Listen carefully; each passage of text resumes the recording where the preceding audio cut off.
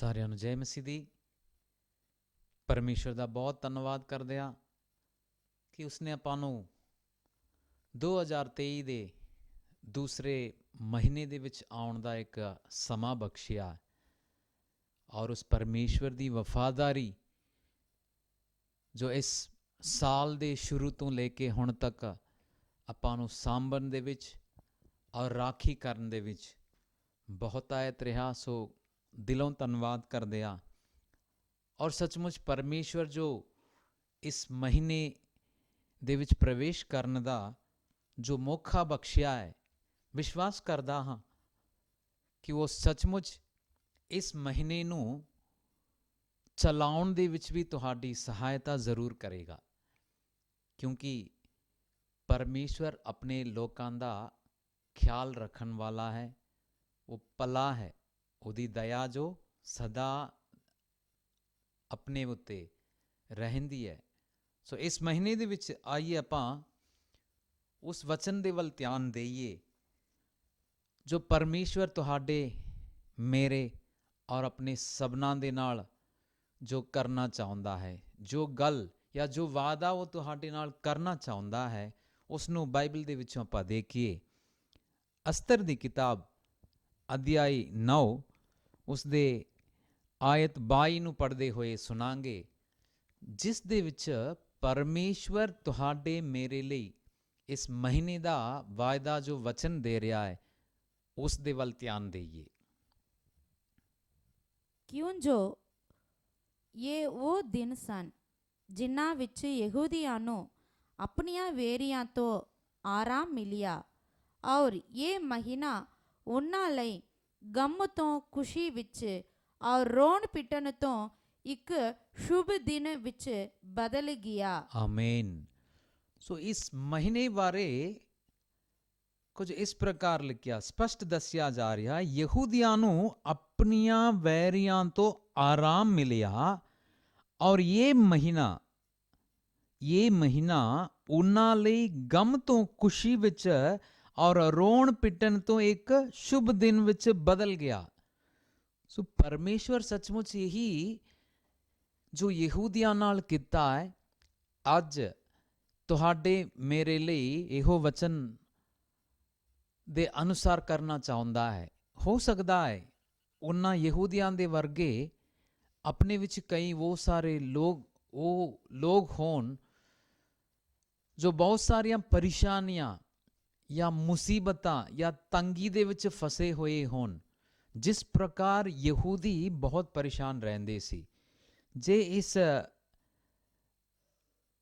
ਵਚਨ ਨੂੰ ਔਰ ਇਸ ਵਚਨ ਦੇ ਵਿੱਚ ਜਿਹੜੀਆਂ ਗੱਲਾਂ ਆਪਾਂ ਦੇਖਦੇ ਹਾਂ ਕਿ ਯਹੂਦੀਆਂ ਨੂੰ ਆਪਣੀਆਂ ਵੈਰੀਆਂ ਤੋਂ ਆਰਾਮ ਮਿਲਿਆ। ਸੋ ਯਹੂਦੀਆਂ ਨੂੰ ਵੈਰੀਆਂ ਤੋਂ ਆਰਾਮ ਦੇਣ ਵਾਲਾ ਪਰਮੇਸ਼ਵਰ ਅੱਜ ਔਰ ਇਸ ਮਹੀਨੇ ਦੇ ਵਿੱਚ ਤੁਹਾਨੂੰ ਵੀ ਤੁਹਾਡੇ ਵੈਰੀਆਂ ਤੋਂ ਆਰਾਮ ਦੇਣ ਵਾਲਾ ਹੈ। ਉਹ ਕਿਸੇ ਵੀ ਪ੍ਰਕਾਰ ਦੀ ਤੰਗੀ ਦੇ ਵਿੱਚ ਤੁਸੀਂ ਹੋ, ਜਾਂ ਕਿਸੇ ਵਿਅਕਤੀ ਦੇ ਕਾਰਨ ਬਹੁਤ ਜ਼ਿਆਦਾ ਪਰੇਸ਼ਾਨ ਹੋ, ਜਾਂ ਕੋਈ ਵੀ ਮਾਹੌਲ ਜਿਸ ਕਾਰਨ ਤੁਸੀਂ ਔਰ ਤੁਹਾਡੇ ਘਰ ਦੇ ਸਾਰੇ ਪਰੇਸ਼ਾਨ ਰਹਿੰਦੇ ਹੋਣ, ਜੇ ਤੁਸੀਂ ਪਰੇਸ਼ਾਨ ਰਹਿ ਰਹੇ ਹੋ ਤਾਂ ਪਰਮੇਸ਼ਵਰ ਤੁਹਾਡੇ ਨਾਲ ਇਹੋ ਵਾਅਦਾ ਕਰਦਾ ਹੈ ਕਿ ਮੈਂ ਉਸੀ ਪ੍ਰਕਾਰ ਗਮ ਤੋਂ ਖੁਸ਼ੀ ਵਿੱਚ ਔਰ ਰੋਣ ਪਿੱਟਣ ਤੋਂ ਇੱਕ ਸ਼ੁਭ ਦਿਨ ਵਿੱਚ ਬਦਲਣਾ ਜੋ ਚਾਹੁੰਦਾ ਹਾਂ, ਉਹ ਤੁਹਾਡੇ ਨਾਲ ਇਹੀ ਕੁਝ ਕਰਨਾ ਚਾਹੁੰਦਾ ਹੈ। ਔਰ ਇਸ ਨੂੰ ਥੋੜਾ ਪਿੱਛੋਂ ਆਪਾਂ ਜੇ ਪੜ੍ਹ ਕੇ ਦੇਖੀਏ, ਮਾਹੌਲ ਕੀ ਸੀ। ਅਸਤਰ ਇਸ ਦੇ ਤੀਸਰੇ ਅਧਿਆਇ ਦੇ ਪਹਿਲਾ ਵਚਨ ਤੋਂ ਹੀ ਜੇ ਆਪਾਂ ਪੜ੍ਹੀਏ, ਇੱਕ ਵਿਅਕਤੀ ਬਾਰੇ ਦੱਸਿਆ ਜਾ ਰਿਹਾ ਹੈ। ਇੱਕ ਵਿਅਕਤੀ ਜੋ ਕਿ ਉਸ ਰਾਜਾ ਦੇ ਰਾਜਗਤੀ ਦੇ ਵਿੱਚ ਉਸ ਦੇ ਹੇਠ ਇੱਕ ਅਜਿਹਾ ਮੰਤਰੀ ਬਣਿਆ, ਜਾਂ ਇੱਕ ਅਹੁਦਾ ਇਸ ਪ੍ਰਕਾਰ ਲਿਖਿਆ ਹੈ। ਵਚਨ ਦੇ ਵਿੱਚੋਂ ਆਪਾਂ ਪੜ੍ਹਦੇ ਹੋਏ ਸੁਣਾਂਗੇ, ਇਨ੍ਹਾਂ ਗੱਲਾਂ ਦੇ ਮਗਰੋਂ ਪਾਦਸ਼ਾਹ ਨੇ ਹਾਮਾਨ ਦੀ ਪਦਵੀ ਉੱਚੀ ਕਰ ਦਿੱਤੀ ਅਤੇ ਉਹਦੀ ਗਤੀ ਉਸ ਦੇ ਨਾਲ ਦੇ ਸਾਰਿਆਂ ਸਰਦਾਰਾਂ ਤੋਂ ਉੱਚੀ ਕਰ ਦਿੱਤੀ। ਸੋ ਸਰਦਾਰ ਬਤੇਰੇ ਹੈਗੇ, ਉਸ ਵਿੱਚੋਂ ਇਸ ਨੂੰ ਔਰ ਇਸ ਦੀ ਪਦਵੀ ਨੂੰ ਉੱਚੀ ਕਰ ਦਿੱਤੇ। ਔਰ ਇਹ ਵੀ ਅੱਗੇ ਮਤਾ ਪਾਸ ਕੀਤਾ, ਲਗਭਗ ਇਸ ਪ੍ਰਕਾਰ ਹੈ, ਪਾਦਸ਼ਾਹ ਦੇ ਸਾਰੇ ਟਹਿਲਵੇ ਜਿਹੜੇ ਪਾਦਸ਼ਾਹ ਦੇ ਫਾਟਕ ਉੱਤੇ ਸਨ, ਹਾਮਾਨ ਅੱਗੇ ਗੋੜੇ ਨਿਵਾਉਂਦੇ ਅਤੇ ਉਹਨੂੰ ਮੱਥਾ ਟੇਕਦੇ ਸਨ, ਕਿਉਂਕਿ ਪਾਦਸ਼ਾਹ ਦਾ ਹੁਕਮ ਉਹਦੇ ਲਈ ਐਉਂ ਹੀ ਸੀ। ਪਰ ਮਰਦਕਈ ਨਾ ਹੀ ਗੋੜੇ ਨਿਵਾਉਂਦਾ ਨਾ ਮੱਥਾ ਟੇਕਦਾ ਸੀ। ਸੋ ਬਹੁਤ ਸਾਰੇ ਲੋਕ ਉਸ ਦੀ ਆਦਰ ਕਰਦੇ ਸੀ ਔਰ ਜਿਸ ਪ੍ਰਕਾਰ ਹੁਕਮ ਸੀ ਉਸ ਪ੍ਰਕਾਰ ਮੰਨਦੇ ਸੀ। ਪਰ ਇੱਕ ਵਿਅਕਤੀ ਸੀ ਜਿਸ ਦਾ ਨਾਮ ਮਰਦਕਈ, ਜੋ ਕਿ ਯਹੂਦੀਆਂ ਦੇ ਵਿੱਚੋਂ ਸੀ। ਔਰ ਇਹ ਵਿਅਕਤੀ ਉਸ ਆਮਾਨ ਦੇ ਅੱਗੇ ਕਦੇ ਮੱਥਾ ਨਹੀਂ ਟੇਕਿਆ ਔਰ ਨਾ ਉਸ ਦੀ ਗੱਲ ਮੰਨੀ, ਕਿਉਂਕਿ ਇਹ ਚਾਹੁੰਦਾ ਨਹੀਂ ਸੀ ਕਿ ਮੈਂ ਆਪਣੇ ਪਰਮੇਸ਼ਵਰ ਤੋਂ ਇਲਾਵਾ ਕਿਸੇ ਹੋਰ ਦੇ ਅੱਗੇ ਮੱਥਾ ਟੇਕਾਂ। ਸੋ ਹੁਕਮ ਤੋਂ ਵੱਧ ਕੇ ਜਾਂ ਹੁਕਮ ਜੋ ਦਿੱਤਾ ਗਿਆ, ਜੋ ਆਗਿਆ ਦਿੱਤੀ ਗਈ, ਉਸ ਨੂੰ ਨਾ ਮੰਨਦਾ ਹੋਇਆ ਉਹ ਆਪਣੇ ਪੱਖ ਵਿੱਚ ਆਪਣੇ ਆਪ ਨੂੰ ਸਹੀ ਵੇਖ ਰਿਹਾ ਹੈ। ਪਰ ਅੱਗੇ ਵਚਨ ਦੇ ਵਿੱਚ ਜੇ 5ਵੀਂ ਆਇਤ ਨੂੰ ਪੜ੍ਹਦੇ ਹੋਏ ਸੁਣੀਏ, ਦੇਖੀਏ ਇਸੀ ਅਧਿਆਇ ਦੇ 5ਵੀਂ ਆਇਤ ਨੂੰ ਪੜ੍ਹਦੇ ਹੋਏ ਸੁਣਾਂਗੇ। ਜਦ ਹਾਮਾਨ ਨੇ ਵੇਖਿਆ ਕਿ ਮਰਦਕਈ ਨਾ ਗੋੜੇ ਨਿਵਾਉਂਦਾ ਹੈ ਨਾ ਹੀ ਮੈਨੂੰ ਮੱਥਾ ਟੇਕਦਾ ਹੈ, ਤਾਂ ਹਾਮਾਨ ਕਹਿਰ ਨਾਲ ਭਰ ਗਿਆ। ਉਸ ਬਾਰੇ ਦੱਸਿਆ ਜਾ ਰਿਹਾ ਹੈ ਕਿ ਇੱਕ ਉਹ ਵਿਅਕਤੀ ਜੋ ਕਿ ਮੇਰੀ ਆਗਿਆ ਨਾ ਮੰਨਦਾ ਹੋਇਆ, ਜੋ ਲਗਭਗ ਇੱਜ਼ਤ ਦੇਣ ਦੀ ਜਗ੍ਹਾ ਮੇਰੀ ਬੇਇੱਜ਼ਤੀ ਕਰ ਰਿਹਾ ਹੈ। ਇਸ ਕਾਰਨ ਹਾਮਾਨ ਕੀ ਹੋ ਰਿਹਾ ਹੈ, ਉਸ ਵਿਅਕਤੀ ਦੇ ਉੱਤੇ ਬੜਾ ਹੀ ਕ੍ਰੋਧਵਾਨ ਹੋ ਰਿਹਾ ਹੈ। ਔਰ ਅੱਗੇ ਵਚਨ ਦੇ ਵਿੱਚ ਲਿਖਿਆ, ਪਰ ਮਰਦਕਾਈ ਇਕੱਲੇ ਉੱਤੇ ਹੱਥ ਪਾਉਣਾ ਉਹਦੀ ਨਿਗਾਹ ਵਿੱਚ ਉਹਦੀ ਬੇਇੱਜ਼ਤੀ ਸੀ। ਸੋਚਿਆ ਕਿ ਇੱਕ ਬੰਦੇ ਨੂੰ ਜੇ ਮੈਂ ਮਾਰਾਂ, ਮੇਰੀ ਪਦਵੀ ਅਨੁਸਾਰ ਇੱਕ ਬੰਦਾ ਜੋ ਮੇਰੇ ਅੱਗੇ ਇਸ ਪ੍ਰਕਾਰ ਚੱਲਦਾ ਹੈ, ਨਿਰਾਦਰੀ ਕਰਦਾ ਹੈ, ਉਸ ਕੱਲੇ ਬੰਦੇ ਨੂੰ ਮਾਰਨਾ ਮੇਰੇ ਲਈ ਕੋਈ ਵੱਡੀ ਗੱਲ ਨਹੀਂ ਹੈ। ਉਹ ਮੇਰੀ ਉਹੀ ਸੋਚ ਰਿਹਾ ਹੈ ਕਿ ਇਹ ਮੇਰੇ ਲਈ ਚੰਗੀ ਗੱਲ ਨਹੀਂ ਹੈ। ਬੇਇੱਜ਼ਤੀ ਸੀ ਕਿਉਂਕਿ ਉਹਨੂੰ ਮਰਦਕਾਈ ਦੀ ਉਮਤ ਦਾ ਪਤਾ ਦੱਸਿਆ ਗਿਆ ਸੀ। ਸੋ ਹਾਮਾਨ ਪਾਲਦਾ ਸੀ ਕਿ ਸਾਰੇ ਯਹੂਦੀਆਂ ਨੂੰ ਜਿਹੜੇ ਅਹਸ਼ਵੇਰੋਸ ਦੇ ਸਾਰੇ ਰਾਜ ਵਿੱਚ ਸਨ, ਅਰਥਾਤ ਮਰਦਕਈ ਦੇ ਲੋਕਾਂ ਨੂੰ ਨਾਸ਼ ਕਰਾਂ। ਸੋ ਉਹ ਚਾਹੁੰਦਾ ਹੈ ਕਿ ਇੱਕ ਬੰਦੇ ਨੂੰ ਨਹੀਂ ਬਲਕਿ ਉਹਦੇ ਕੌਮ ਨੂੰ ਮੈਂ ਕੀ ਕਰਾਂ, ਖਤਮ ਕਰ ਦੇਵਾਂ। ਫਿਰ ਮੇਰੀ ਪਦਵੀ ਦਾ ਜੋ ਖਾਸੀਅਤ ਹੈ ਉਹ ਲੋਕਾਂ ਨੂੰ ਪਤਾ ਚੱਲੇਗਾ। ਸੋ ਹੁਣ ਯਹੂਦੀਆਂ ਦੇ ਉੱਤੇ ਗੱਲ ਆ ਰਹੀ ਹੈ। ਯਹੂਦੀਆਂ ਨੂੰ ਉਹ ਸਤਾਉਣ ਇਸ ਪ੍ਰਕਾਰ ਲੱਗ ਰਿਹਾ ਹੈ, ਉਹ ਉਸ ਪਾਤਸ਼ਾਹ ਦੇ ਕੋਲ ਜਾ ਰਿਹਾ ਹੈ ਔਰ ਕੁਝ ਗੱਲਾਂ ਸੁਣਾ ਰਿਹਾ ਹੈ ਕਿ ਇੱਕ ਅਜਿਹਾ ਕੌਮ ਹੈ ਜੋ ਅੱਜ ਮੇਰੇ ਨਾਲ ਇਸ ਪ੍ਰਕਾਰ ਕਰਦੇ ਨੇ। ਕਰਦਾ ਤਾਂ ਇਹ ਕੋਈ ਵਿਅਕਤੀ ਸੀ, ਪਰ ਉਹ ਚਾਹੁੰਦਾ ਸੀ ਕਿ ਉਸ ਸਾਰੇ ਕੌਮ ਨੂੰ ਯਾਨੀ ਕਿ ਯਹੂਦੀਆਂ ਨੂੰ ਮਾਰ ਸੁੱਟਾਂ। ਇਸ ਦੇ ਲਈ ਰਾਜਾ ਵੱਲੋਂ ਹੁਕਮ ਦੀ ਲੋੜ ਹੈ। ਅੱਗੇ ਵਚਨ ਦੇ ਵਿੱਚ ਲਿਖਿਆ ਹੈ, ਜੇ 9ਵੀਂ ਆਇਤ ਪੜ੍ਹੀਏ ਤਾਂ ਉਸ ਵਿੱਚ ਉਹ ਜਾ ਕੇ ਰਾਜਾ ਨੂੰ ਕਹਿ ਰਿਹਾ ਹੈ ਔਰ ਪਾਦਸ਼ਾਹ ਉਸ ਦੇ ਲਈ ਕੀ ਕਹਿ ਰਿਹਾ ਹੈ, 9ਵੀਂ ਆਇਤ ਨੂੰ ਪੜ੍ਹਦੇ ਹੋਏ ਸੁਣਾਂਗੇ। ਜੇ ਪਾਦਸ਼ਾਹ ਨੂੰ ਚੰਗਾ ਲੱਗੇ ਤਾਂ ਉਹਨਾਂ ਦੇ ਨਾਸ ਕਰਨ ਲਈ ਲਿਖਿਆ ਜਾਵੇ। ਸਿਰਫ ਇੱਕ ਆਥੋਰਾਈਜ਼ਡ ਇੱਕ ਲੈਟਰ ਮੰਗ ਰਿਹਾ ਹੈ ਕਿ ਇਨ੍ਹਾਂ ਲੋਕਾਂ ਨੂੰ ਖਤਮ ਕਰ ਦਿੱਤਾ ਜਾਵੇ।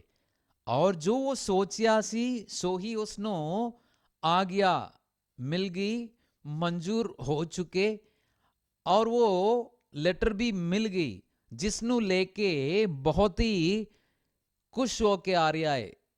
ਉਸ ਦੇ ਵਿੱਚ ਲਿਖਿਆ ਕੀ ਸੀ, ਆਇਤ 13 ਦੇ ਵਿੱਚ ਲਿਖਿਆ ਹੈ, ਅਤੇ ਇਹ ਚਿੱਠੀਆਂ ਡਾਕੀਆਂ ਦੇ ਰਾਹੀਂ ਪਾਦਸ਼ਾਹ ਦੇ ਸਾਰੇ ਸੂਬਿਆਂ ਨੂੰ ਕੱਲਿਆ ਗਈਆਂ ਕਿ ਸਾਰੇ ਯਹੂਦੀ 12ਵੇਂ ਮਹੀਨੇ, ਬੜੇ ਧਿਆਨ ਨਾਲ ਸੁਣਨਾ, ਲਿਖਿਆ ਗਿਆ ਹੈ, ਠਹਿਰਾਇਆ ਗਿਆ ਹੈ। ਜਿਹੜੇ ਲੋਕ ਉਸ ਦੀ ਗੱਲ ਨਹੀਂ ਮੰਨਦੇ ਸੀ, ਉਹਨਾਂ ਨੂੰ ਖਤਮ ਕਰਨ ਦਾ ਦਿਨ ਤੇ ਮਹੀਨੇ ਠਹਿਰਾਇਆ ਗਿਆ ਹੈ। ਸੋ ਸਮਾਂ ਆ ਚੁੱਕਾ ਹੈ। ਉਸ ਦੇ ਵਿੱਚ ਲਿਖਿਆ ਹੈ, ਯਹੂਦੀ 12ਵੇਂ ਮਹੀਨੇ ਅਰਥਾਤ ਆਦਾਰ ਮਹੀਨੇ ਦੀ 13ਵੀਂ ਤਾਰੀਖ ਨੂੰ ਕੀ ਜਵਾਨ, ਕੀ ਬੁੱਢਾ, ਕੀ ਬੱਚਾ, ਕੀ ਤੀਵੀਂ ਇੱਕੇ ਹੀ ਦਿਨ ਵਿੱਚ ਨਾਸ਼ ਕੀਤੇ ਜਾਣ ਔਰ ਵੱਢ ਸੁੱਟੇ ਜਾਣ ਔਰ ਮਿਟਾ ਦਿੱਤੇ ਜਾਣ ਔਰ ਉਹਨਾਂ ਦਾ ਮਾਲ ਤਨ ਲੁੱਟਿਆ ਜਾਵੇ। ਸੋ ਇਸ ਪ੍ਰਕਾਰ ਇੱਕ ਹੁਕਮ ਵੀ ਹੋ ਚੁੱਕਾ ਹੈ।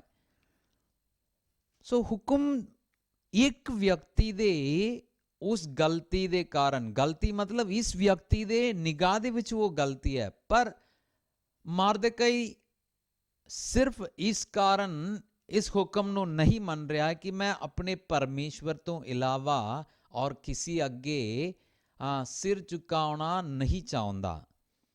ਹੁਣ ਇੱਕ ਵਿਅਕਤੀ ਦੇ ਕਾਰਨ ਇੱਕ ਕੌਮ ਦੇ ਉੱਤੇ ਗੱਲ ਆ ਰਹੀ ਹੈ ਔਰ ਹੁਕਮ ਵੀ ਇਹ ਦਿੱਤਾ ਗਿਆ ਪਾਦਸ਼ਾਹ ਵੱਲੋਂ ਕਿ ਯਹੂਦੀਆਂ ਨੂੰ 12ਵੇਂ ਮਹੀਨੇ 13ਵੀਂ ਤਾਰੀਖ ਦੇ ਵਿੱਚ ਕੀ ਬੱਚੇ ਕੀ ਵੱਡੇ ਹਰ ਇੱਕ ਨੂੰ ਇੱਕੋ ਦਿਨ ਦੇ ਵਿੱਚ ਮਾਰ ਦਿੱਤਾ ਜਾਵੇ। ਹੋ ਸਕਦਾ ਹੈ ਤੁਹਾਡੇ ਨਾਲ ਵੀ ਕੁਝ ਇਸ ਪ੍ਰਕਾਰ ਦੀ ਕੋਈ ਗੱਲ ਵਾਪਰਿਆ ਹੋਵੇ ਜਾਂ ਵਾਪਰ ਰਿਹਾ ਹੋਵੇ, ਜਿਸ ਕਾਰਨ ਤੁਸੀਂ ਦੁਖੀ ਹੋ ਕਿ ਸਾਡੇ ਲਈ ਦਿਨ ਔਰ ਮਹੀਨੇ ਵੀ ਠਹਿਰਾ ਚੁੱਕੇ ਨੇ। ਹੁਣ ਸਾਨੂੰ ਬਚਾਉਣ ਵਾਲਾ ਹੈ ਕੌਣ ਹੈ? ਇਸ ਔਖੇ ਹਾਲ ਦੇ ਵਿੱਚੋਂ ਸਾਨੂੰ ਛੁਡਾਉਣ ਵਾਲਾ ਕੌਣ ਹੋ ਸਕਦਾ ਹੈ? ਪਿਆਰਿਓ, ਪਰਮੇਸ਼ਵਰ ਉਹ ਹੈ ਜੋ ਬਾਈਬਲ ਦੇ ਵਿੱਚੋਂ ਪੜ੍ਹੀਏ ਤਾਂ ਲਿਖਿਆ ਹੈ, ਇਸਰਾਏਲ ਨੂੰ ਆਸ਼ੀਸ਼ ਦੇਣਾ ਹੀ ਪਸੰਦ ਕਰਦਾ ਹੈ। ਭਾਵੇਂ ਇਸਰਾਏਲ ਕਈ ਵਾਰ ਉਸ ਦੀਆਂ ਹੁਕਮਾਂ ਤੋਂ ਉਰਾਂ ਪਰਾਂ ਵੀ ਹੋ ਜਾਏ, ਪਰ ਪਰਮੇਸ਼ਵਰ ਦਾ ਜੋ ਪਿਆਰ ਹੈ ਉਹਨਾਂ ਤੋਂ ਕਦੇ ਦੂਰ ਨਹੀਂ ਸੀ ਹੋਇਆ। ਉਹਦੀ ਰਹਿਮ ਭਰੀ ਹੱਥ ਉਹਨਾਂ ਤੋਂ ਕਦੇ ਦੂਰ ਨਹੀਂ ਸੀ ਹੋਇਆ। ਸੋ ਹੁਣ ਜਦੋਂ ਜਿੱਤੇ ਗਲਤੀ ਹੈ ਨਹੀਂ ਔਰ ਇਸ ਕਾਰਨ ਉਹ ਸਤਾਏ ਜਾ ਰਹੇ ਕਿ ਇੱਕ ਵਿਅਕਤੀ ਜੋ ਕਿ ਪਾਦਸ਼ਾਹ ਦੇ ਅੱਗੇ ਮੱਥਾ ਨਹੀਂ ਟੇਕ ਰਿਹਾ ਹੈ। ਸੋ ਇਹ ਗੱਲ ਮਰਦਕਈ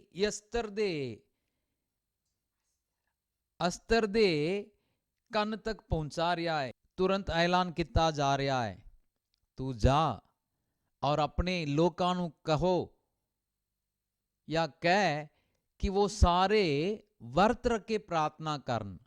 ਸੋ ਵਰਤ ਰੱਖ ਕੇ ਪ੍ਰਾਰਥਨਾ ਸ਼ੁਰੂ ਹੋ ਰਹੀ ਹੈ ਔਰ ਅਸਤਰ ਚਾਹੁੰਦੀ ਹੈ ਮੈਂ ਇਸ ਪ੍ਰਾਰਥਨਾ ਦੀ ਸਹਾਇਤਾ ਦੇ ਨਾਲ ਪਾਦਸ਼ਾਹ ਅੱਗੇ ਜਾਵਾਂ ਔਰ ਇਸ ਹਾਲਾਤ ਬਾਰੇ ਕੁਝ ਦੱਸਾਂ ਔਰ ਖੁਦਾ ਦਇਆ ਕਰੇ ਪਾਦਸ਼ਾਹ ਮੇਰੀ ਇਸ ਗੱਲ ਨੂੰ ਸਮਝਣ ਵਾਲਾ ਹੋ ਜਾਏ, ਕਿਉਂਕਿ ਇਹ ਹੁਕਮ ਪਾਦਸ਼ਾਹ ਦੇ ਵੱਲੋਂ ਹੀ ਹੋਇਆ।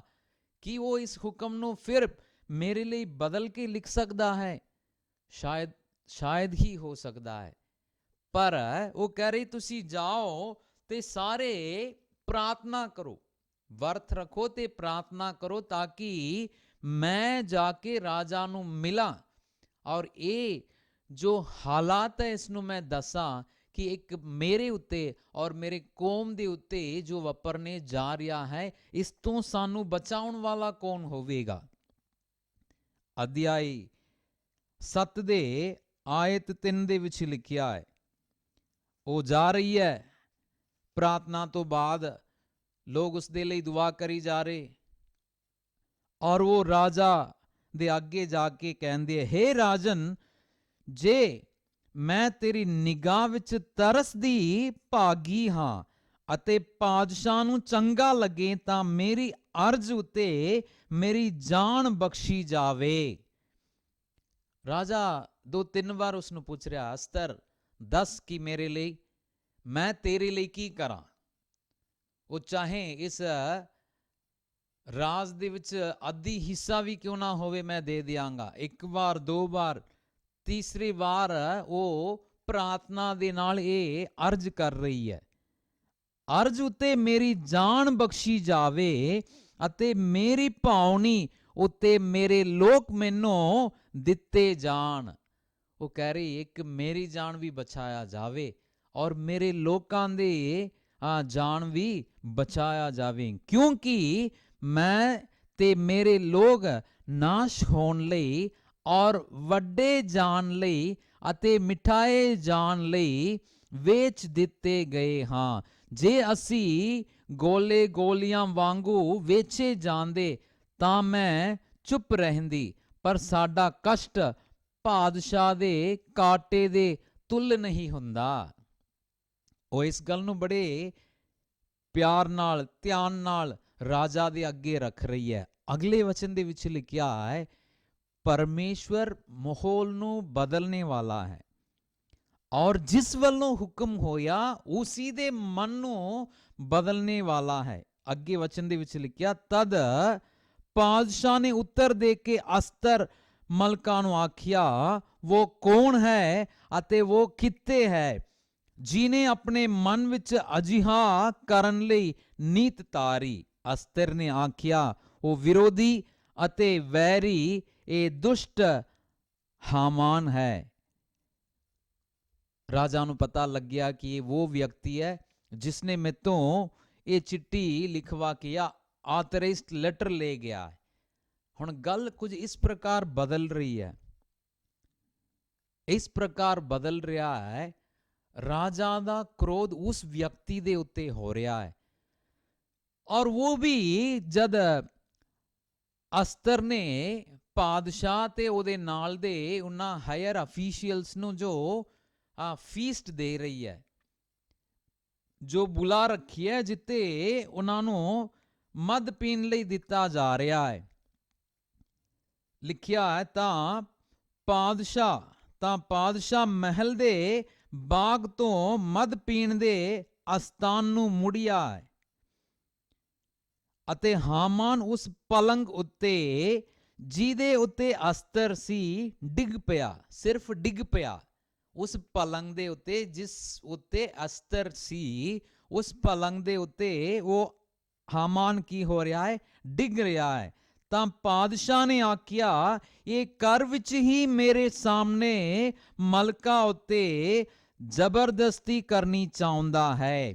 ਇਹ ਗੱਲ ਪਾਦਸ਼ਾਹ ਦੇ ਮੂੰਹ ਤੋਂ ਨਿਕਲ ਹੀ ਰਿਹਾ ਸੀ ਕਿ ਉਹਨਾਂ ਨੇ ਹਾਮਾਨ ਦਾ ਮੂੰਹ ਢੱਕ ਦਿੱਤਾ ਔਰ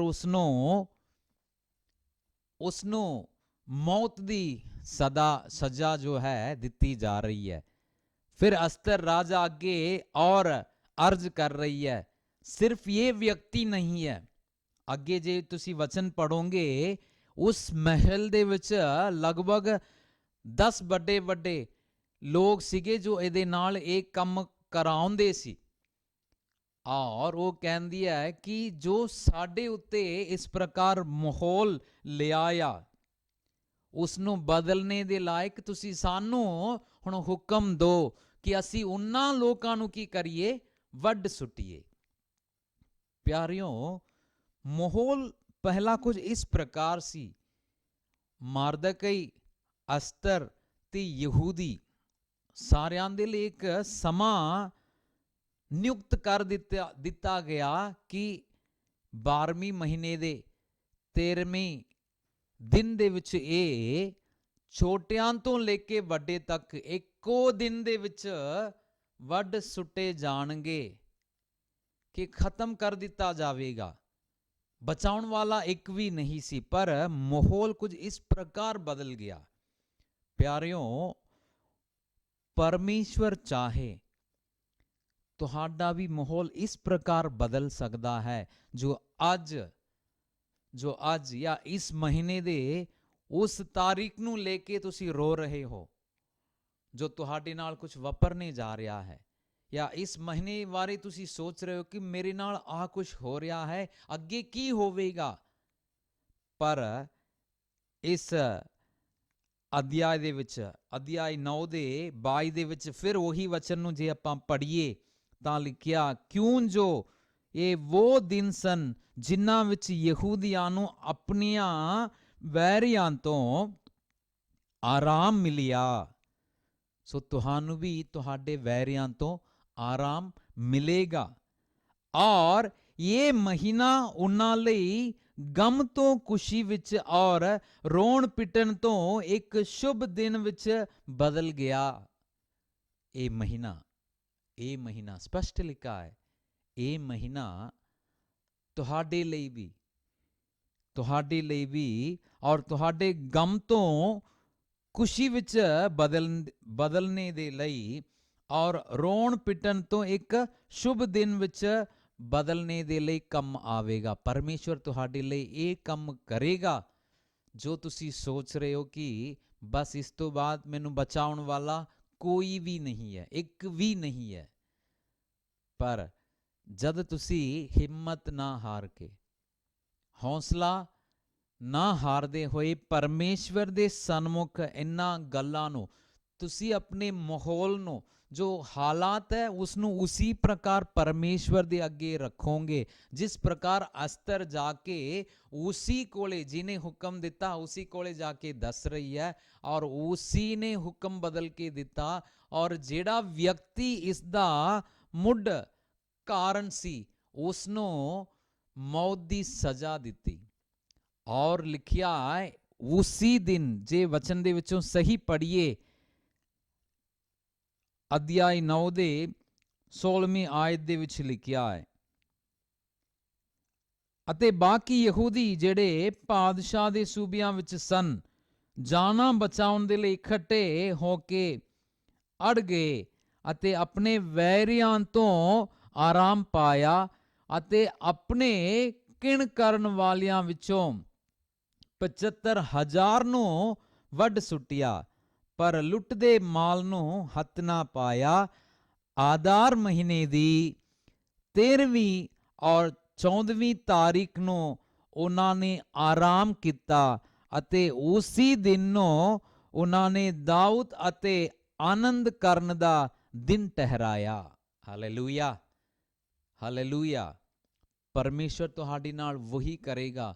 ਜਿਹੜਾ ਮਹੀਨਾ, ਜਿਸ ਮਹੀਨੇ ਦੇ ਵਿੱਚ ਔਰ ਜਿਸ ਦਿਨ ਨੂੰ ਉਹਨਾਂ ਨੇ ਠਹਿਰਾਇਆ 13ਵੀਂ ਤਾਰੀਖ ਇਹ ਖਤਮ ਕਰ ਦਿੱਤੇ ਜਾਣਗੇ, ਪਰ ਲਿਖਿਆ ਹੈ ਉसी ਦਿਨ ਦੇ ਵਿੱਚ ਉਹਨਾਂ ਨੇ ਆਰਾਮ ਪਾਇਆ ਔਰ ਆਨੰਦ ਕਰਨੇ ਦਾ ਦਿਨ ਠਹਿਰਾਇਆ। ਜਿਸ ਦਿਨ ਮਰਨੇ ਦਾ ਇੱਕ ਮੌਤ ਦੀ ਸਜ਼ਾ ਉਹਨਾਂ ਉੱਤੇ ਆਉਣ ਵਾਲਾ ਸੀ ਉਸ ਨੂੰ ਬਦਲ ਕੇ ਆਨੰਦ ਵਿੱਚ ਬਦਲ ਦਿੱਤਾ ਹੈ। ਪਰਮੇਸ਼ਵਰ ਅੱਜ ਵੀ ਤੁਹਾਡੇ ਸਭਨਾਂ ਨਾਲ, ਆਪਣੇ ਨਾਲ ਇਹੋ ਕੁਝ ਕਰਨਾ ਚਾਹੁੰਦਾ ਹੈ। ਚਾਹੇ ਮਾਹੌਲ ਕੁਝ ਵੀ ਹੋ, ਕਿਸੇ ਕਾਰਨ ਵੀ ਦੁਖੀ ਹੋ, ਚਾਹੇ ਉਹ ਕੋਈ ਅਜਿਹੀ ਮੌਤ ਜੋ ਤੁਹਾਡੇ ਬਿਲਕੁਲ ਨੇੜੇ ਹੋ, ਕਿਸੇ ਦੀ ਉਸ ਬਿਮਾਰੀ ਦੇ ਕਾਰਨ ਕਿਉਂ ਨਾ ਹੋ, ਡਾਕਟਰ ਨੇ ਤਾਰੀਖ ਵੀ ਦੱਸ ਦਿੱਤਾ ਹੋ ਕਿ ਇਸ ਤੋਂ ਬਾਅਦ ਉਹ ਨਹੀਂ ਰਹਿਣਾ ਹੈ, ਪਰ ਪਰਮੇਸ਼ਵਰ ਦੇ ਅੱਗੇ ਜੇ ਤੁਸੀਂ ਅਸਤਰ ਵਰਗੇ ਅਰਜ਼ ਕਰੋਗੇ, ਵਰਤ ਰੱਖੇ ਪ੍ਰਾਰਥਨਾ ਕਰਕੇ ਉਸ ਦੇ ਅੱਗੇ ਜਾਓਗੇ ਤਾਂ ਉਹ ਉਸ ਹੁਕਮ ਨੂੰ ਤੁਹਾਡੇ ਲਈ ਬਦਲ ਸਕਦਾ ਹੈ। ਜਿਹੜਾ ਦਿਨ ਮਰਨੇ ਦਾ ਦਿਨ ਠਹਿਰਾਇਆ ਗਿਆ ਉਸੇ ਦਿਨ ਤੁਹਾਡੇ ਲਈ ਆਨੰਦ ਕਰਨੇ ਦਾ ਦਿਨ ਹੋ ਜਾਵੇਗਾ। ਔਰ ਇਹ ਕਦੋਂ ਹੋਵੇਗਾ? ਇਸ ਮਹੀਨੇ ਦੇ ਵਿੱਚ ਹੋਵੇਗਾ। ਸਪਸ਼ਟ ਦੱਸਿਆ ਜਾ ਰਿਹਾ ਹੈ ਇਹ ਮਹੀਨਾ ਉਹਨਾਂ ਲਈ ਗਮ ਤੋਂ ਖੁਸ਼ੀ ਵਿੱਚ ਔਰ ਰੋਣ ਪਿੱਟਣ ਤੋਂ ਇੱਕ ਸ਼ੁਭ ਦਿਨ ਵਿੱਚ ਬਦਲੇਗਾ ਜ਼ਰੂਰ। ਇਹ ਮਹੀਨਾ ਤੁਹਾਡੇ ਲਈ ਇਹ ਇੱਕ ਬਹੁਤ ਹੀ ਅਦਭੁਤ ਕੰਮ ਨੂੰ ਕਰੇਗਾ ਜੋ ਖੁਦਾ ਤੁਹਾਡੇ ਲਈ ਕਰਨੇ ਜਾ ਰਿਹਾ ਹੈ। ਪਰ ਜੇ ਆਪਾਂ ਉਸ ਦੇ ਸਨਮੁਖ ਜਾਈਏ ਔਰ ਇਸ ਹਾਲਾਤ ਨੂੰ ਲੈ ਜਾਈਏ ਤੇ ਅਸਤਰ ਵਰਗਾ ਬੜੇ ਹੀ ਅਧੀਨ ਹੋ ਕੇ ਖੁਦਾ ਦੇ ਸਨਮੁਖ ਵਰਤ ਰੱਖ ਕੇ ਪ੍ਰਾਰਥਨਾ ਕਰੀਏ, ਅਰਜ਼ ਕਰੀਏ, ਤਾਂ ਉਹ ਤੁਹਾਡੀ ਅਰਜ਼ ਨੂੰ ਸੁਨੇਗਾ ਔਰ ਹੁਕਮ ਵਹੀ ਦੇਵੇਗਾ ਜੋ ਤੁਸੀਂ ਚਾਹੁੰਦੇ ਹੋ। ਜੋ ਹੁਕਮ ਪਹਿਲਾ ਦਿੱਤਾ ਗਿਆ ਉਸ ਨੂੰ ਮਿਠਾ ਦੇਵੇਗਾ ਔਰ ਬਦਲ ਕੇ ਕੁਝ ਇਸ ਪ੍ਰਕਾਰ ਕਰੇਗਾ, ਗਮ ਦੀਆਂ ਰਾਤਾਂ ਖਤਮ ਹੋ ਜਾਣਗੀਆਂ ਔਰ ਖੁਸ਼ੀਆਂ ਭਰੀਆਂ ਦਿਨ ਤੁਹਾਡੇ ਲਈ ਇਸ ਮਹੀਨੇ ਦੇ ਵਿੱਚ ਖੁਦਾ ਦੇਵੇਗਾ। ਮੈਂ ਵਿਸ਼ਵਾਸ ਕਰਦਾ ਜੇ ਤੁਸੀਂ ਇਹਨਾਂ ਵਚਨਾਂ ਨੂੰ ਦੂਰੋਂ ਸੁਣਦੇ ਹੋ, ਕੋਈ ਸਹਾਰਾ ਨਹੀਂ, ਸਾਨੂੰ ਇਸ ਮਾਹੌਲ ਤੋਂ ਬਚਾਉਣ ਦੇ ਲਈ ਕੋਈ ਵੀ ਨਹੀਂ ਹੈ, ਭਾਵੇਂ ਕੋਈ ਵੀ ਨਾ ਹੋਵੇ, ਬਲਕਿ ਪਰਮੇਸ਼ਵਰ ਤੁਹਾਡੇ ਨਾਲ ਹੈ ਜੋ ਇਹਨਾਂ ਲੋਕਾਂ ਨੂੰ ਬਚਾ ਸਕਦਾ ਹੈ। ਉਹ ਅੱਜ ਤੁਹਾਨੂੰ ਬਚਾਉਣ ਦੇ ਲਈ ਤਿਆਰ ਖੜਾ ਹੈ।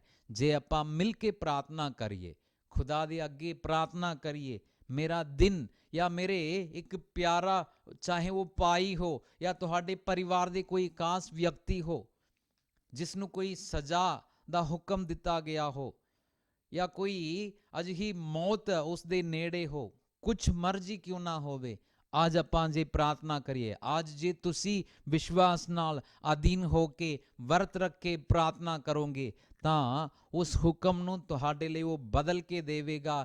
ਤੁਸੀਂ ਮਰੋਗੇ ਨਹੀਂ ਬਲਕਿ ਜੀਣਾ ਸ਼ੁਰੂ ਕਰੋਗੇ। ਮੈਂ ਵਿਸ਼ਵਾਸ ਕਰਦਾ ਹਾਂ, ਪ੍ਰਾਰਥਨਾ ਕਰੀਏ ਤਾਂ ਕਿ ਪਰਮੇਸ਼ਵਰ ਇਹਨਾਂ ਵਚਨਾਂ ਦੇ ਜ਼ਰੀਏ ਤੁਹਾਨੂੰ ਆਸ਼ੀਸ਼ ਦੇਵੇ। ਆइए ਪ੍ਰਾਰਥਨਾ ਕਰੇ।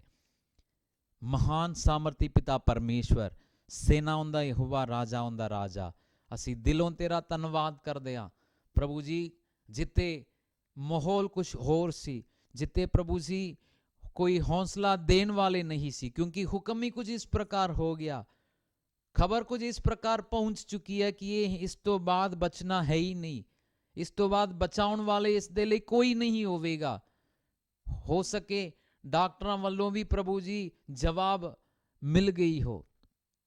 ਅਸੀਂ ਪ੍ਰਾਰਥਨਾ ਕਰਦੇ ਹਾਂ ਇਸ ਵਚਨ ਅਨੁਸਾਰ ਪ੍ਰਭੂ ਜੀ, ਜੋ ਇਹਨਾਂ ਲੋਕਾਂ ਦੇ ਪ੍ਰਭੂ ਇੱਕ ਵਿਅਕਤੀ ਦੇ ਉੱਤੇ ਜੋ ਕ੍ਰੋਧ ਸੀ, ਜਿਸ ਕਾਰਨ ਯਹੂਦੀਆਂ ਨੂੰ ਮਾਰ ਸੁੱਟਣਾ ਜੋ ਚਾਹੁੰਦਾ ਸੀ, ਹਾਮਾਨ ਨੇ ਸੋਚਿਆ ਕਿ 12ਵੀਂ ਮਹੀਨੇ ਦੇ 13ਵੀਂ ਤਾਰੀਖ ਦੇ ਵਿੱਚ ਇਹ ਸਾਰੇ ਇੱਕੋ ਦਿਨ ਦੇ ਵਿੱਚ ਮਾਰ ਦਿੱਤੇ ਜਾਣਗੇ, ਇਹਨਾਂ ਨੂੰ ਮਾਰ ਦਿੱਤਾ ਜਾਵੇਗਾ। ਪਰ ਲਿਖਿਆ ਉਸੇ ਦਿਨ ਨੂੰ ਪ੍ਰਭੂ ਜੀ ਜਦੋਂ ਉਹ ਪ੍ਰਾਰਥਨਾ ਕਰ ਰਹੇ ਸੀ, ਪ੍ਰਭੂ ਜੀ ਉਸ ਗਮ ਦੀ ਰਾਤ ਨੂੰ ਤੂੰ ਖੁਸ਼ੀ ਦੇ ਦਿਨ ਦੇ ਵਿੱਚ ਬਦਲ ਦਿੱਤਾ। ਪ੍ਰਭੂ ਜੀ ਵਚਨ ਦੇ ਵਿੱਚ ਅਸੀਂ ਇਹੀ ਦੇਖ ਰਹੇ ਹਾਂ ਪ੍ਰਭੂ ਜੀ। ਉਹਨਾਂ ਨੂੰ ਵਿਰੋਧੀਆਂ ਤੋਂ ਆਰਾਮ ਮਿਲਿਆ ਔਰ ਇਹ ਮਹੀਨਾ ਉਹਨਾਂ ਲਈ ਗਮ ਤੋਂ ਖੁਸ਼ੀ ਵਿੱਚ ਔਰ ਰੋਣ ਪਿੱਟਣ ਤੋਂ ਇੱਕ ਸ਼ੁਭ ਦਿਨ ਵਿੱਚ ਬਦਲ ਗਿਆ। ਯਿਸੂ ਰਾਜਾ, ਅਸੀਂ ਵੀ ਇਹੋ ਪ੍ਰਾਰਥਨਾ ਕਰਦੇ ਹਾਂ, ਦੂਰੋਂ ਸਾਡੇ ਨਾਲ ਪ੍ਰਭੂ ਜੀ ਇਸ ਪ੍ਰਾਰਥਨਾ ਦੇ ਵਿੱਚ ਜਿੰਨੇ ਵੀ ਇੱਕ ਮਨ ਹੋ ਕੇ ਪ੍ਰਾਰਥਨਾ ਕਰਦੇ ਹੋਣ, ਅੱਜ ਪ੍ਰਭੂ ਜੀ ਉਸ ਤਾਰੀਖ ਨੂੰ ਮਿਟਾ ਦੇ ਜੋ ਉਹਨਾਂ ਦੀ ਮੌਤ ਦੇ ਲਈ ਕਿਹਾ ਗਿਆ।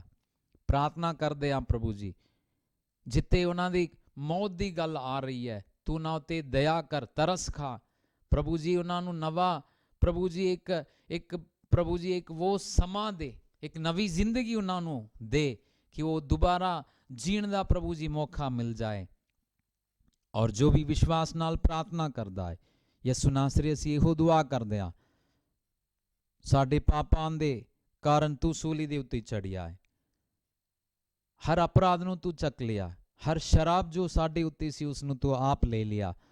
ਸਾਨੂੰ ਪ੍ਰਭੂ ਜੀ ਨਰੋਇਆ ਕਰਨ ਦੇ ਲਈ ਤੂੰ ਮਾਰ ਖਾਦਾ ਸੀ ਪ੍ਰਭੂ, ਤੇਰੇ ਮਾਰ ਖਾਣ ਨਾਲ ਅਸੀਂ ਪ੍ਰਭੂ ਜੀ ਨਰੋਇਆ ਕੀਤੇ ਗਏ ਹਾਂ। ਸੋ ਅੱਜ ਪ੍ਰਭੂ ਜੀ ਦੁਆ ਕਰਦਾ, ਬਿਮਾਰੀ ਦੇ ਕਾਰਨ ਜਾਂ ਕਿਸੇ ਔਰ ਪ੍ਰਭੂ ਜੀ ਪਰੇਸ਼ਾਨੀਆਂ ਦੇ ਕਾਰਨ ਜੋ ਅੱਜ ਰੋ ਰੋ ਕੇ ਤੇਰੇ ਸਨਮੁਖ ਪ੍ਰਾਰਥਨਾ ਕਰਦੇ ਹੋਣ, ਹਰੇਕ ਨੂੰ ਪ੍ਰਭੂ ਜੀ ਉਹਨਾਂ ਪਰੇਸ਼ਾਨੀਆਂ ਤੋਂ, ਬਿਮਾਰੀਆਂ ਤੋਂ ਪ੍ਰਭੂ ਜੀ ਉਸ ਹਾਲਾਤ ਤੋਂ ਬਦਲ ਕੇ ਪ੍ਰਭੂ ਜੀ ਉਹਨਾਂ ਨੂੰ ਇੱਕ ਨਵੀਂ ਜ਼ਿੰਦਗੀ ਦੇ, ਜੋ ਜੀਣਾ ਸ਼ੁਰੂ ਕਰੇ ਔਰ ਤੇਰੀ ਮਹਿਮਾ ਸਾਰੀ ਉਮਰ ਕਰੇ, ਸਦਾ ਸਰਵਦਾ ਪ੍ਰਭੂ ਤੇਰੀ ਮਹਿਮਾ ਕਰਨ ਵਾਲੇ ਹੋ ਜਾਏ, ਸ਼ੁਕਰਗੁਜ਼ਾਰ ਕਰਨ ਵਾਲੇ ਹੋ ਜਾਏ। ਧੰਨਵਾਦ ਕਰਦਾ ਹਾਂ ਪ੍ਰਭੂ ਜੀ, ਸਾਡੀਆਂ ਦੁਆਵਾਂ ਨੂੰ ਸੁਣਿਆ, ਅਸੀਂ ਅਧੀਨ ਹੋ ਕੇ ਤੇਰੇ ਸਨਮੁਖ ਪ੍ਰਾਰਥਨਾ ਕਰਦੇ ਹਾਂ। ਪ੍ਰਾਰਥਨਾ ਸੁਣ ਔਰ ਫਰਵਰੀ ਮਹੀਨਾ ਇਹਨਾਂ ਲਈ ਜ਼ਿੰਦਗੀ ਦੇ ਵਿੱਚ ਕਦੇ ਨਾ ਭੁੱਲਣ ਵਾਲਾ ਮਹੀਨਾ ਕਰ ਦੇ ਪ੍ਰਭੂ ਜੀ। ਹਰ ਗਮਾਂ ਨੂੰ ਪ੍ਰਭੂ ਜੀ, ਗਮ ਦੀਆਂ ਰਾਤਾਂ ਨੂੰ ਪ੍ਰਭੂ ਜੀ ਦੂਰ ਕਰਕੇ ਖੁਸ਼ੀਆਂ ਭਰੀਆਂ ਦਿਨ ਦੇ ਔਰ ਫਰਵਰੀ ਇਹਨਾਂ ਦੀ ਜ਼ਿੰਦਗੀ ਨੂੰ ਬਦਲਣ ਵਾਲਾ ਇੱਕ ਦਿਨ ਹੋ ਜਾਏ। ਵਿਸ਼ਵਾਸ ਨਾਲ ਪ੍ਰਾਰਥਨਾ ਕਰਦੇ ਹਾਂ, ਅਸੀਂ ਵਿਸ਼ਵਾਸ ਕਰਦੇ ਹਾਂ ਜੋ ਪ੍ਰਾਰਥਨਾ ਕੀਤੀ ਉਸ ਦਾ ਉੱਤਰ ਤੂੰ ਦਿੱਤਾ ਹੈ। ਯਿਸੂ ਨਾਸਰੀ ਦੇ ਪਵਿੱਤਰ ਨਾਮ ਦੇ ਵਿੱਚ ਹੋ ਕੇ ਦੁਆ ਮੰਗਦੇ ਹਾਂ। ਆਮੀਨ, ਆਮੀਨ। ਖੁਦਾ ਤੁਹਾਨੂੰ ਆਸ਼ੀਸ਼ ਦੇਵੇ। ਇਹਨਾਂ ਵਚਨਾਂ ਅਨੁਸਾਰ ਤੁਸੀਂ ਔਰ ਵਿਸ਼ਵਾਸ ਸਣੇ ਪ੍ਰਾਰਥਨਾ ਕਰੋ। ਖੁਦਾ ਜ਼ਰੂਰ ਤੁਹਾਡਾ ਮਾਹੌਲ ਬਦਲੇਗਾ। God bless you all. ਖੁਦਾ ਤੁਹਾਨੂੰ ਬਹੁਤ ਆਸ਼ੀਸ਼ ਦੇਵੇ। ਸਾਰਿਆਂ ਨੂੰ ਜੈ ਮਸੀਹ ਦੀ।